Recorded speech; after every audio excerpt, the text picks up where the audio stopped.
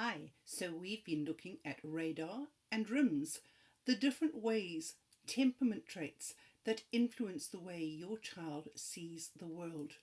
But we said that we'd talk tonight about temperament fit. Well, it's as though we've been looking at these different traits and making sense of who your child is. But there's another key element we've got to look at for temperament traits as how they fit together. In other words, what also are your temperament traits? And what about siblings as well?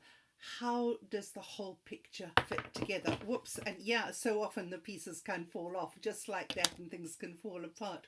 So let's take a few minutes to think about this. So if we recognize that our child has a certain temperament, we also need to stop and think about our own temperament, because some children will more easily mesh with us. If your child has an easygoing temperament and so do you, then, things flow so fairly easily. But for instance, if you have a child who's a sort of slow activity child and you're a high energy person, sometimes there can be a mismatch that it's hard for a parent to understand where your child is coming from.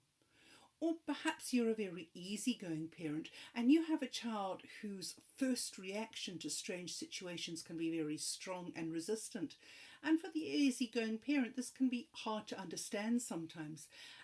And there's two parents very often in situations, and of course there's siblings sometimes as well. So all these different dynamics are playing together, interacting, and making it more complicated to be the parent you'd love to be. So firstly, to remember that nurture nurtures nature. It's not that we need to change the child's nature. It's not that the child's temperament is wrong. It just is. That's who your child is. What we need to do is assess and affirm each child for who they uniquely are and support them so that they can use who they are to navigate their way successfully through life. You might be saying, but how? Well, I think a key thing we need to remember is that when we feel under a sense of stress, or when our children do, we are likely to default to that temperament trait tendency that we have. So for instance, if you tend to be high level energy and things are stressful, you're going to go into that high energy mode that isn't always most helpful in your parenting. So getting to know yourself and getting to know your temperament traits as well as your child's temperament traits is hugely important. And it's not that we can have a whole set of rules, so you do this and you do that.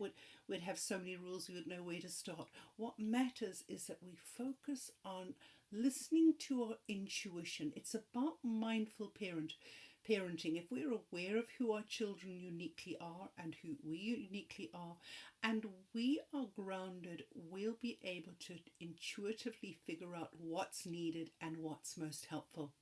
So where does one begin? Well, I'd like to suggest one starting place is my course and my parenting book, Stop Yelling, because it gives you practical tools on how to be a calm parent who can then intuitively respond to what's needed, no matter what the challenges and the interactions are.